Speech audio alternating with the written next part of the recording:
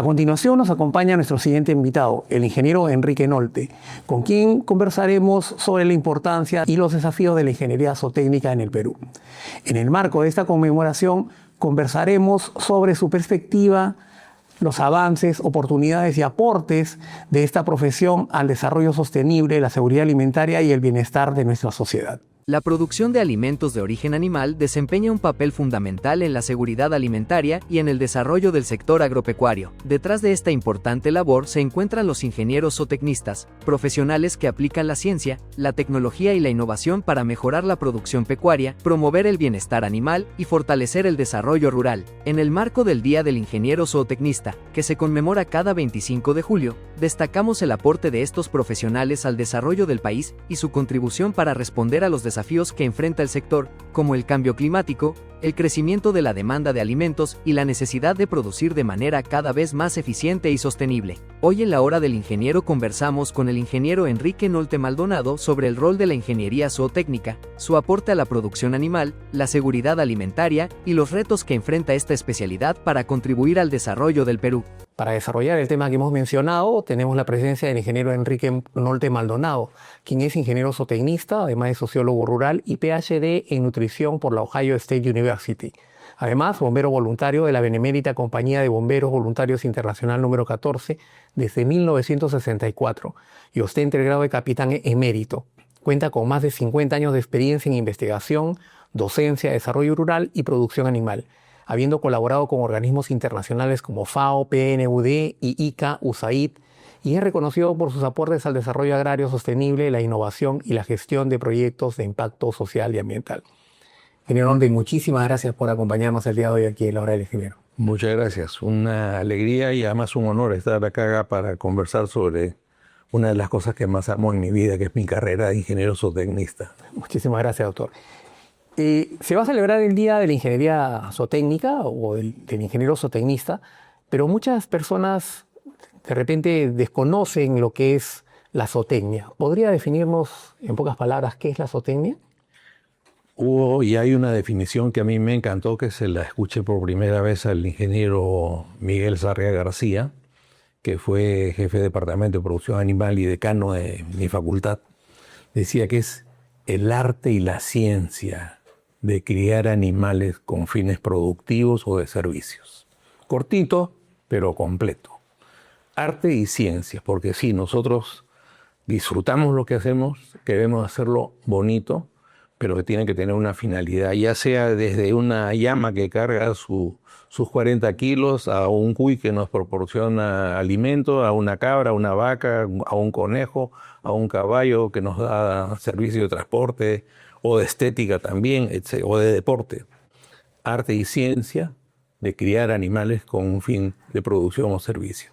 Qué interesante. Y pese a esa definición, por ejemplo, tan concreta y tan directa, hay mucha gente que confunde la zootecnia con la veterinaria. ¿Podría darnos esa diferencia? Sí. La veterinaria es una carrera médica. Es una carrera, bueno, ahora último ha habido cambios, pero desde los tiempos que yo estaba ingresando o presentándome a la universidad, había pues el ingeniero agrónomo, el ingeniero zootecnista, que se formó recién como una especialidad de la ingeniería agronómica. O sea, originalmente salían ingenieros agrónomos con mención en ganadería, y de allí se formó la carrera de ingeniero zootecnista. La veterinaria, en realidad, y la carrera con que yo conocí esa especialidad es medicina veterinaria. Y medicina veterinaria es una ciencia médica que se ocupa de la prevención, conservación y reparación de la salud de los animales. Por lo tanto, en las formaciones curriculares de sus correspondientes carreras, un médico veterinario lleva una gran cantidad de cursos relacionados no solamente con la anatomía y fisiología, sino con la patología, con el diagnóstico, con la farmacología, con la cirugía y una serie de otros elementos propios de una carrera médica. La carrera de ingeniero zootecnista es una carrera de carácter productivo, donde la ingeniería se aplica con todas las ciencias biológicas requeridas, y no solamente biológicas, sino también económicas, sociales y de mercado, para conducir empresas pecuarias que tengan carácter rentable y que funcionen, digamos, para obtener determinado producto, huevos, leche, carne, pieles, fibras de diferentes servicios, etc. Y en esta formación llevamos todos los elementos necesarios para prepararnos en lo que corresponde a las prioridades de un animal que produce: alimentación, selección, instalaciones. Por supuesto que tenemos formación básica en temas de salud, pero para llamar al médico, cuando nos enfermamos, llamamos a un médico o a un especialista en alguna especialidad médica para que nos atienda. Igual en la zootecnia, en la actividad de un ingeniero zootecnista, la identificación de una enfermedad de un solo individuo, de una plaga, de una enfermedad contagiosa, recurrimos al especialista en medicina veterinaria para que se ocupe de lo que es su especialidad. Básicamente, lo que se debe entender a nivel general es que no somos competencia ambas carreras, ni la zootecnia ni la veterinaria. Al contrario, deberíamos ser complementarias para el bienestar de la producción animal a nivel nacional, ¿no? Así es. Frente a los retos, por ejemplo, que se atraviesan hoy en día, como la necesidad de llevar proteína a un precio bastante accesible para las masas, y el cambio climático que está ya presente en nosotros, ¿cómo lo afronta el ingeniero zootecnista frente a esta realidad actual en el Perú? Bueno, los desafíos para nosotros han aumentado en la medida que la tierra en general se ha ido poniendo en peligro con todo este asunto del cambio climático y de las cuestiones relacionadas con él. Por el lado positivo, no hace mucho, aquí en el Colegio de Ingenieros presenté una exposición sobre las proteínas animales. ¿Qué diferencia las proteínas animales de las vegetales? ¿Qué hay con el tema del vegetarianismo, por ejemplo, tan promovido? ¿Cuáles son los llamados riesgos de consumir productos animales? ¿Qué aportes tienen las proteínas animales que no tienen las proteínas vegetales? ¿Qué suplementaciones hacen falta? ¿De dónde nacen todas estas diatribas que hay contra los alimentos de origen animal? ¿Y cómo es que eso se compatibiliza con el hecho de que constantemente nos estén hablando de leche de soya, carne de soya y una serie, o de leche de almendras, en fin, usando términos que corresponden al mundo de la producción y los productos animales, pirateándonos los nombres de la leche para aplicarlo a un vegetal que de la misma forma que yo no puedo decir café de algarroba, porque el único café que existe es el que viene del árbol del cafeto. La única leche que hay es la que viene de la mama de un mamífero hembra que tiene su cría, ¿no? Entonces, ahora, frente a todo eso, hay algunas otras cuestiones sobre las cuales tenemos no propiamente que hacer un mea culpa, sino que actuar con prontitud y con suficiente profundidad para resolver. Uno, por ejemplo, es el tema del sobrepastoreo. En muchas zonas hay una degradación sumamente elevada de suelos, en principio por el monocultivo, por el cambio de las especies que originalmente los habitaban, etc., pero también por el pastoreo que ha estado vinculado a una serie de cuestiones. Uno, ignorancia. Dos, a los cambios, por ejemplo, de dimensión de la unidad agraria, de tener una hacienda de 5.000, de 10.000 hectáreas, a tener 500 propiedades de 4 o 5 hectáreas. Y hasta menos de algunos. Se cambiaron completamente las reglas de uso de los suelos y eso incrementó la presión en niveles espantosos. O sea, en este momento tengo información y aquí voy a hacer entrega ahora mismo de este libro que se llama El Reto, en el cual hay un diagnóstico que el 95% de los suelos de la Sierra Alta están altamente degradados, gravemente degradados. Y sin suelos no tenemos pastos. O sea, no es cuestión de dejar que el suelo repose 3 años, como dicen algunos libros, porque en 3 años no se repone la vegetación. ¿Por qué? Porque el suelo no se puede reponer. Este programa busca restablecer la ganadería, los pastos, pero ¿cómo? A través de un periodo que no va a ser corto de forestación para proteger los suelos, para formar suelos. Porcón nos da un ejemplo muy interesante porque en 23 años de cultivo de un sólido forestal con pino han logrado hacer que los suelos se eleven 18 centímetros de suelo de alto contenido de materia orgánica y calidad agronómica. O sea que si después quieren seguir con la forestación o quieren hacer agricultura o quieren hacer ganadería, la base, la Pachamama, ha recuperado su salud, que es que ese suelo tenga capacidad de retener agua, que tenga materia orgánica, que sea sustento para las raíces de las diversas plantas que se puedan cultivar allí. Qué interesante, porque de alguna manera usted nos adentra a la siguiente pregunta, ¿no? A la parte de los cambios climáticos que habíamos mencionado en la pregunta anterior, se nos viene un fenómeno del Niño, bastante drástico. Una de las alternativas podría ser la que ha mencionado. Pero ¿qué otra, por ejemplo, tenemos no solamente para la costa norte, ¿no? para el total del país? O sea, se nos ha venido todo encima. Bueno, ese tema de que se nos viene todo encima es parte de nuestra lucha. Fenómeno del Niño. El párroco de Pueblo Nuevo de Colán me decía: Enrique, ¿ves esas dos colas que hay en mi parroquia? Ya, una cola es de la gente que está pidiendo que no llueva y la otra cola es la gente que pide que sí llueva. ¿Cómo hago? ¿Dos misas separadas? Una para decirle a Dios que lo haga y la otra para pedirle a Dios que no lo haga. ¿Les cobro a todos igual? ¿O les digo a unos váyanse y solamente le cobro la mitad? En realidad, gracias al fenómeno del Niño, existe Piura y el ecosistema de la costa norte del Perú. Si no hubiera Niño, todo sería un desierto peor que el de Atacama. Gracias a Dios que existen esas lluvias. Las lluvias elevan la namba freática, restablecen toda la vegetación. No solamente restablecen la vegetación arbustiva y arbórea, sino restablecen toda la vegetación de los pastos llamados pastos eventuales, que lo son, pero es una gran masa que lo que ayuda es, primero, a demorar la evaporación del agua, a demorar la profundización de la napa y crear un microclima propicio para que los árboles y arbustos que después van a permanecer puedan desarrollar en sus primeras etapas. ¿Por qué? Porque en los primeros meses, mientras que crece 10 centímetros en la parte aérea, en la parte subterránea van hacia abajo el triple o el cuádruple. Van persiguiendo la napa a medida que se va desecando el suelo. El suelo se deseca por efecto directo del calor, pero si está cubierto de vegetación, qué bueno. Pero esa vegetación es una vegetación kamikaze. Vive 3, 4 meses, extraordinario porque pueden llegar a más de 1,20 m de altura, pero en esos 4 meses ya están haciendo floración, semillado, dehiscencia, y sus semillas se han caído al suelo para esperar el otro niño que no sabemos si va a ser dentro de 3, 5, 7 años. Ahí va a quedar. Ahí va a quedar.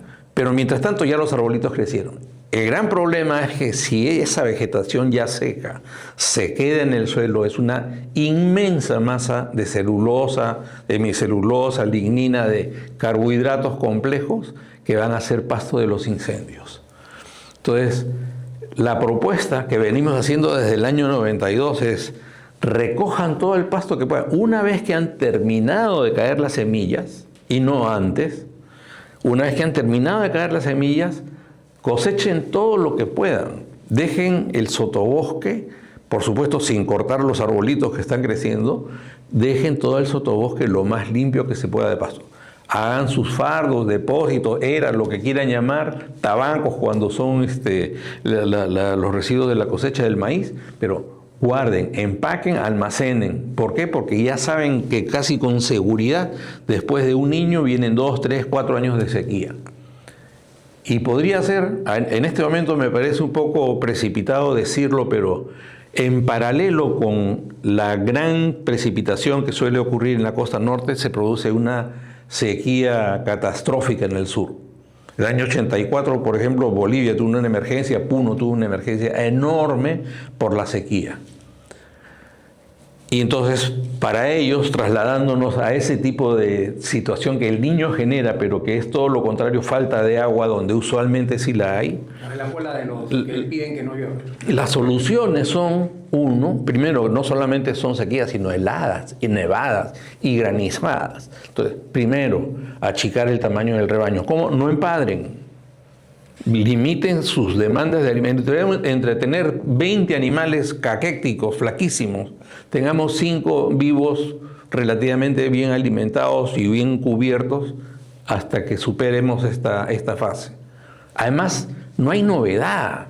No es que la naturaleza nos castiga, es que la naturaleza nos enseña. ¿Cómo es que Machu Picchu, Caral, Choquequirao, todos los vestigios de edificaciones antiguas, incaicas y preincaicas, han sobrevivido a lo mismo? Siempre ha habido heladas, siempre ha habido tiempos de sequías largas o menos largas. ¿Qué hay que hacer? ¿Cobertizos? Sí.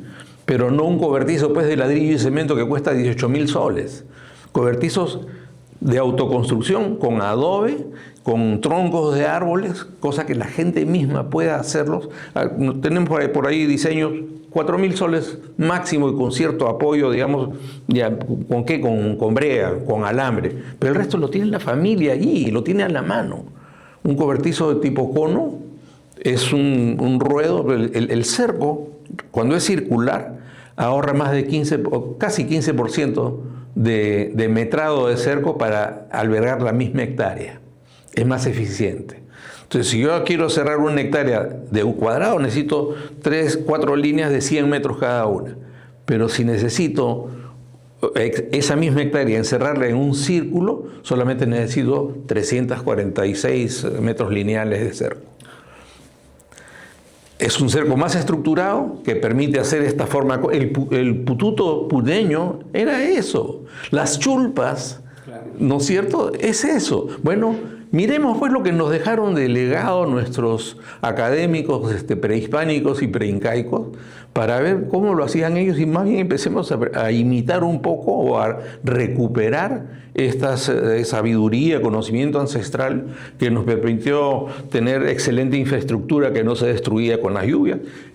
¿Cuál es el mejor vestigio que hay prehispánico en Piura? Narihualá. ¿Dónde está Narihualá? En la punta de una loma. Y la gente hoy en día sigue construyendo en Las Vegas. A mí me han preguntado de Defensa Civil no hace mucho tiempo, ¿qué es lo más urgente? Bueno, lo más urgente es decirle a la gente, saca tu casa del fondo de la vega y vete arriba de la duna. No, pero que eso cansa. Ah, ya, entonces esperemos que venga el agua y te lleve.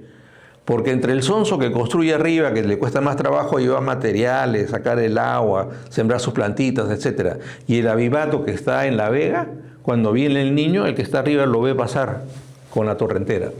Interesante lo que menciona, pero, por ejemplo, de la solución técnica a la solución política hay un gran paso, ¿no? ¿Cuánto se hace caso de lo que, por ejemplo, un zootecnista le puede brindar con la experiencia que usted tiene, por ejemplo, a esta realidad del niño, por ejemplo, que va a venir?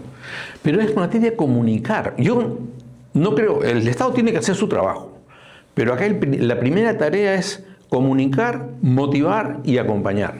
El proyecto Premia nunca tuvo secretaria, nunca tuvo camioneta, nunca tuvo computadora. El proyecto Algarrobo, que tenía mejores instalaciones, lo que tuvo fue la inteligencia, la habilidad bajo la conducción de la doctora Amalia Cuba de convertirse en un centro volante, así tipo Messi que hace el pase para el gol, empezó a repartir la idea de que todo el mundo tenía que salir a su corral, sacar la semilla e irle a echar al campo los domingos, en grupo, en fiesta, en alegría. No es el Estado que va a llevar una gran...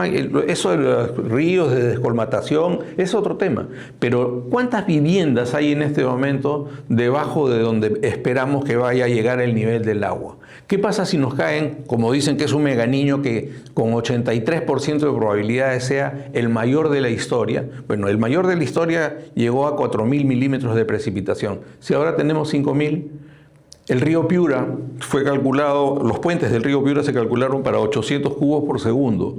En el 82 y el 97 pasaron de 3.000 y en algún momento pasaron de 4.000 cubos por segundo. Y los puentes se fueron de lejos.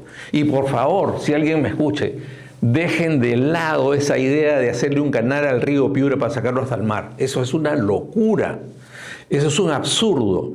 ¿Cómo hace la naturaleza? ¿Cómo ha dispuesto la naturaleza?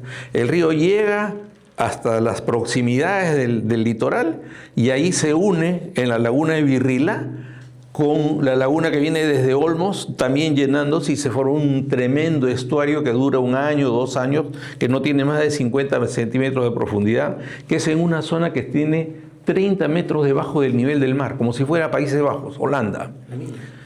Entonces, esa laguna que ahora se llama La Niña, es un regalo de la naturaleza que alimenta, que hace beber a la tierra durante un montón de tiempo. ¿Cuál es la razón por la que quieren sacar al río hasta el mar, directamente el río Piura? Quieren hacer un canal para que se vaya al mar. Porque los pueblos aledaños se inundan. ¿Y por qué los pueblos aledaños están al costado del río si ese es el terreno del río? Igual que aquí en Huaycoloro, o igual que pasó en Ica, ¿no es cierto? En Ica que hicieron una urbanización en el lecho del río. En Huaycoloro se han establecido en la quebrada. La quebrada es de la quebrada, eso va. De todas maneras, tarde o temprano, va a recuperar su curso. Ahí ya no es tema de, como dicen yo, me dan pena y me dan cólera a la vez, cuando la gente dice, háganle un muro al río para que no se venga. Oye, tú estás en la casa del río. Tú eres el que tiene que irse. No hay muro que contenga el río o a la quebrada cuando viene cargada. Las casas que están fuera de sitio, por ignorancia, por corrupción o por lo que sea, tienen que salir. Porque no hay manera de protegerlos. No hemos estado viendo en estos videos que actualizan lo que ocurrió en años anteriores, casas enteras que se van abajo.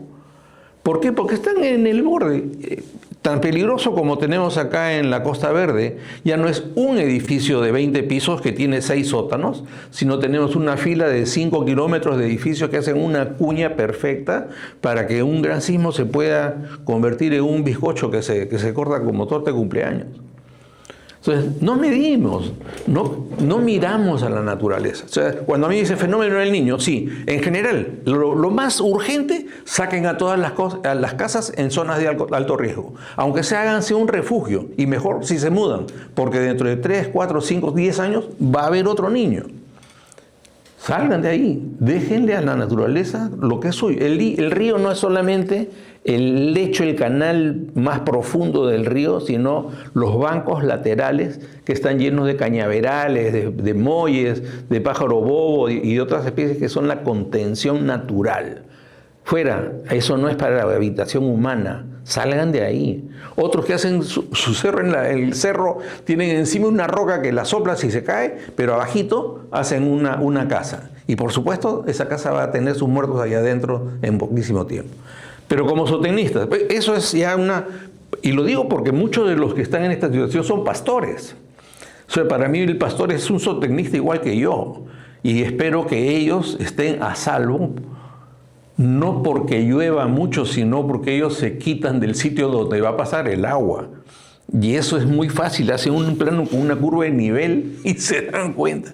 En Piura bastan 5 o 6 metros de distancia o de diferencia para saber quién va a morir y quién no va a morir. Igual para los corrales. Los corrales no pueden seguir estando en las zonas que les va a dar pedera, les va a dar gusanera, les va a dar 1000 problemas de salud. Tienen que pasarse a las partes altas. Aprendan de Narihualá. Y Narihualá fue Tayán, fue Vicud, fue Inca, fue Moche, fue todo. Y al final los españoles hicieron su iglesia encima y el pueblo abajo. Eso no lo podemos permitir. Ahora, zootecnia, de nuevo, a la zootecnia. El niño es una gran oportunidad porque el agua es gratis. Entonces, ¿qué se hizo el año 97? Y don Alfonso Velázquez me ayudará a confirmar eso porque él después estuvo en Sierra Exportadora, pero él tiene una empresa en Tucumán, creo, donde a propuesta de Premia en su momento, el año 92, es cuando hay un fenómeno del niño, no basta ir a sembrar árboles. Toda la gente del campo en Piura hace su terreno para cultivo temporal. Todos tienen sus temporales. ¿Qué hacen? Cercan 1 hectárea o 2, la limpian y la dejan lista para cuando llueva. Llueve, van, compran o ya tienen comprada la semilla, sobre todo de frijol de 30 días, y siembran. O siembran cucurbitáceas, siembran maíz, distintas cosas pues, para ellos, para su alacena. ¿Por qué? Porque saben que el agua va a venir gratis. ¿Qué se hizo el año 97? ¿Por qué no sembramos, además de esa hectárea de autoconsumo, 1 hectárea más de algún cultivo de exportación? Pero con alguna empresa que ya lo vaya a comprar, que asegure un precio, que dé ciertas facilidades, que agilice la logística. Semilla, fertilizante, asesoramiento técnico a través de varias ONGs. Y se repartió la semilla y se sembraron no sé cuántos miles de hectáreas de gandul. Se sembró, se cosechó bajo contrato. Muchos que no quisieron, después sembraron también, pero por su cuenta, y querían vender su cosecha a través de los que habían firmado contrato, asegurándose el precio de garantía que les habían dado. No sean razudos. La viveza criolla tenemos que arrimarla a un costado. Pero con el fenómeno del Niño del 97, Perú sembró no sé cuántas, pero miles de hectáreas de gandul que se enlató y se exportó. Y todos ganaron. Todos ganaron. Finalmente, otra vez con los pastores, la otra costumbre milenaria que se ha dejado de lado, en parte por la reforma agraria, pero también en parte por la desidia, la oferta laboral, el celular y todos los cambios sociales, antropológicos que han ocurrido en el campo, es la inverna.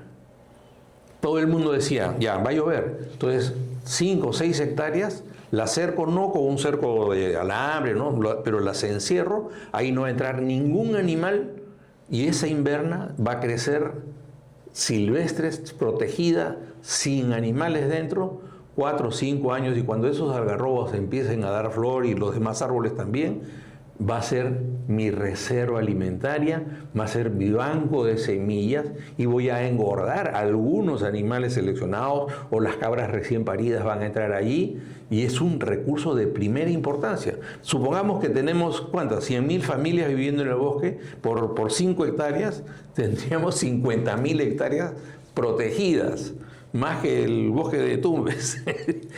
Pero la cuestión es hacerlo participativo. Yo no necesito darle una ley, no necesito un policía ni un guardia estos forestales para que vayan animando a la gente, sino que la gente lo tiene que comprender y darse cuenta que es en su beneficio que estas cosas se pueden hacer. Doctor, ¿y qué pasa, por ejemplo, con la zona sur, con estos problemas y la selva, por ejemplo? Cada uno tiene su propia problemática. En el sur, generalmente, un fenómeno del Niño, lo que tenemos son sequía, helada, granizo. Muy poca producción de pasto, que ya está muy deteriorado porque los suelos están sumamente degradados, y encima, lo poco que hay de pastos está cubierto de nieve o de granizo. Entonces, hay una urgencia que ya no es, digamos, para la estación. Mañana no tienen que comer. Entonces, ¿cuáles son las posibles soluciones? Por un lado, aunque suene un poco absurdo, nuestro análisis de costo en el uso del dinero es el costo de oportunidad. ¿Cuánto nos costaría atender una emergencia a una comunidad cuyos animales se han muerto en un 50% y no tienen ni animales ni comida? Frente a ese costo de atender la emergencia de una forma reactiva, tenemos una idea de hacer una forma propositiva de prepararnos para mitigar los efectos de la emergencia. Uno, achicar el tamaño de los rebaños. Reducir el empadre, hacer una saca forzada hasta donde sea posible y luego almacenar. Si hay alfalfa, como en muchos sitios de Puno todavía hay alfalfa en exceso y se puede enificar y tener guardada, pero a 4 horas de camión está Majes y está el Bajo Tambo, ¿no es cierto?, Islay, donde hay no sé cuántos miles de hectáreas de arroz cuya paja se quema, causando daño ambiental, contribuyendo al calentamiento global, etc. Toda esa cosecha debería ser recogida, empacada, con programas, ahora sí, de atención de emergencia del Estado, pero antes que mañana no tengan que comer, sino tener esas reservas estratégicamente acumuladas en determinados espacios para que de ahí pueda salir la alimentación básica, aunque sea para el día siguiente.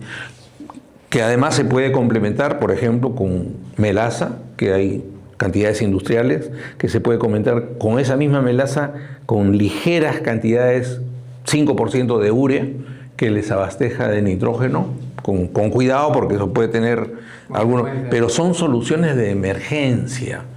Y si tomamos estas soluciones antes que ocurra, entonces va a ser más sencillo enfrentar el día que ya tenemos los animales en el corral o en el campo y el campo está cubierto de nieve y no tienen acceso físico al poquísimo y pobre pasto ahí existente, tenemos una solución en la mano. La otra cuestión es proteger del frío.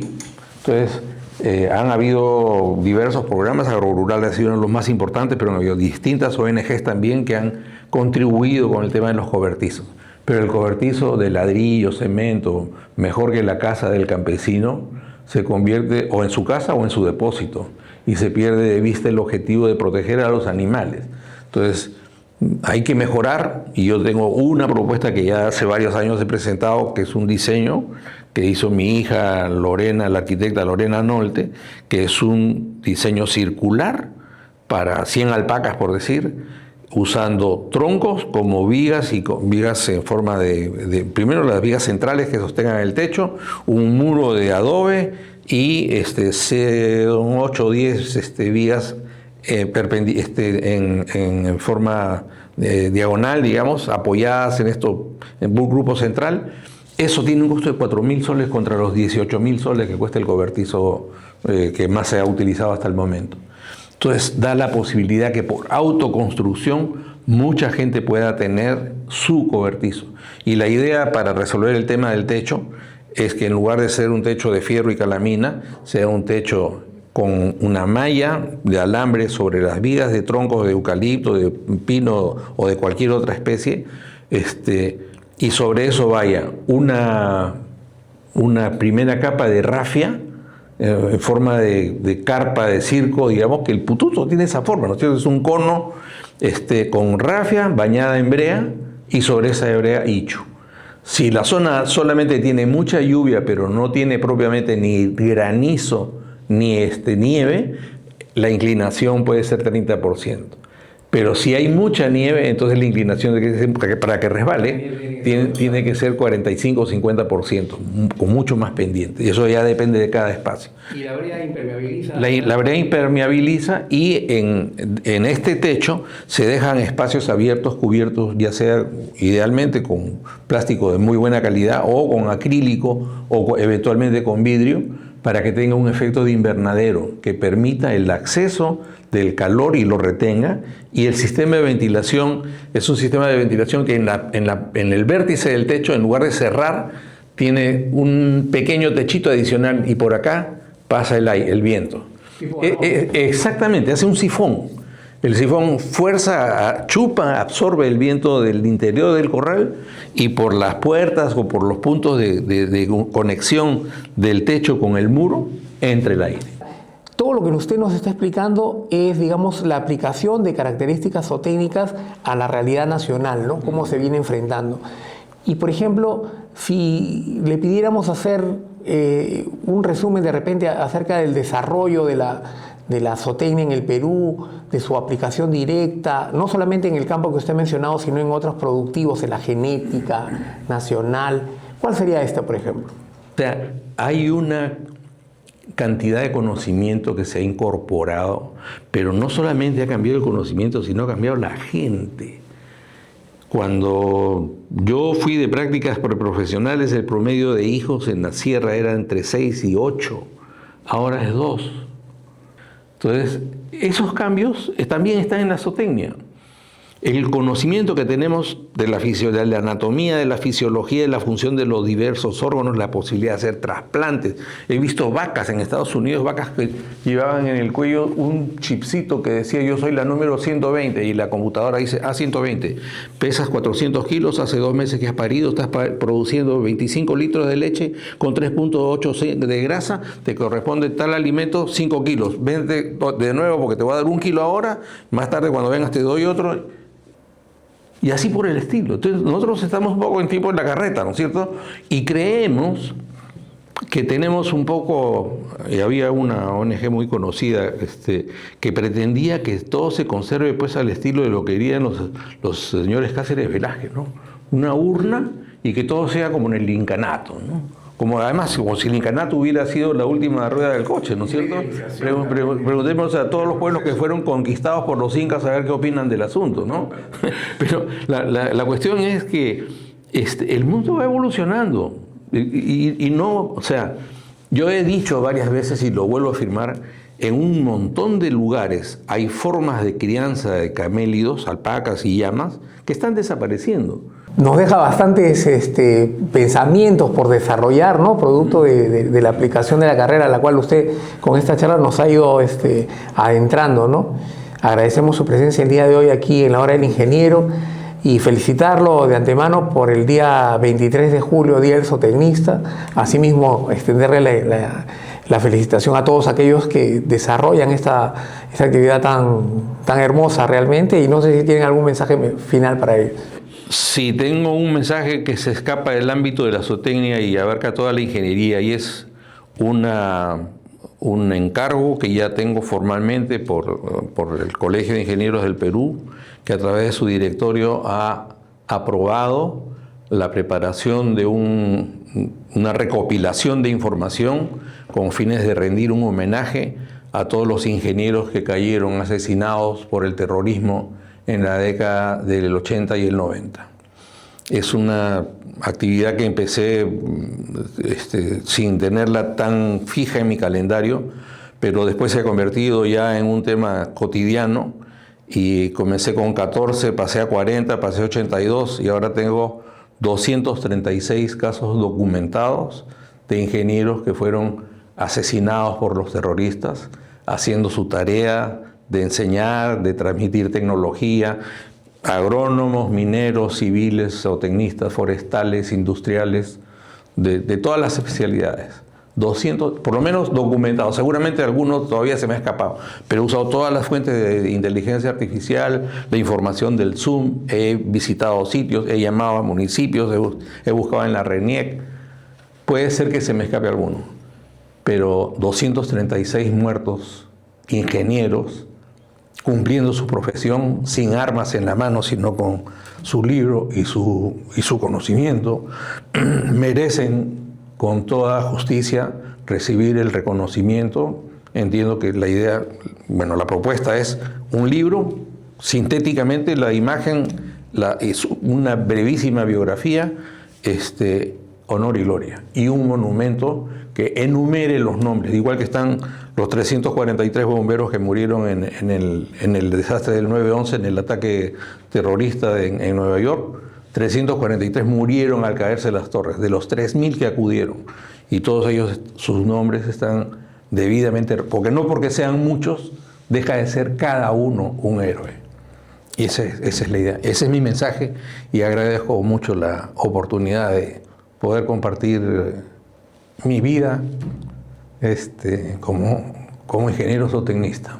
Muchísimas gracias, doctor Nolte. En realidad fue una época bastante difícil, ¿no? Y agradecemos el esfuerzo de esta recopilación, y ojalá que pronto tengamos a mano el material que usted está elaborando para de alguna manera hacerle el reconocimiento público a través de las redes, y si tiene alguna necesidad de comunicación, estamos para servirlo, ¿no? Recordamos también en el Día de la Zootecnia, ¿no? A los que se fueron de nuestra carrera, ¿no? Yo particularmente recuerdo al ingeniero Pumayala y al ingeniero Saldívar, ¿no? Entonces, de repente hay muchos más que ojalá se les brinde el merecido reconocimiento por su labor. Muchísimas gracias. Muy amable. Hasta luego. Bien, amigos, hemos llegado al final de la hora del ingeniero. Agradecemos a la ingeniera Ruth Manzanares por compartir su experiencia y reflexiones sobre innovación, propiedad intelectual y el papel de las patentes en el desarrollo del país. Y al ingeniero Enrique Nolte por destacar el marco de la ingeniería zootecnista, la importancia de esta especialidad y su contribución a la producción animal, a la seguridad alimentaria y al desarrollo sostenible del Perú. Gracias por acompañarnos y por ser parte de este espacio dedicado a difundir el aporte de la ingeniería al progreso del Perú. Recuerden que pueden comunicarse con nosotros a través de las redes sociales dejándonos un comentario para poder contactarlos. Además, queremos ofrecerles el libro que el ingeniero Nolte ha tenido a bien dejarnos para ustedes, denominado El Reto. La sierra es el epicentro del colapso ecológico del Perú. Su recuperación es el reto. Para todos aquellos que nos envíen un comentario a este video y quieran participar, en todo caso, consignen la palabra El Reto. Bien, no se olviden de seguirnos y compartir este programa para seguir acercando la ingeniería a más personas. Muchas gracias por acompañarnos. Nos vemos en el siguiente programa de La Hora del Ingeniero.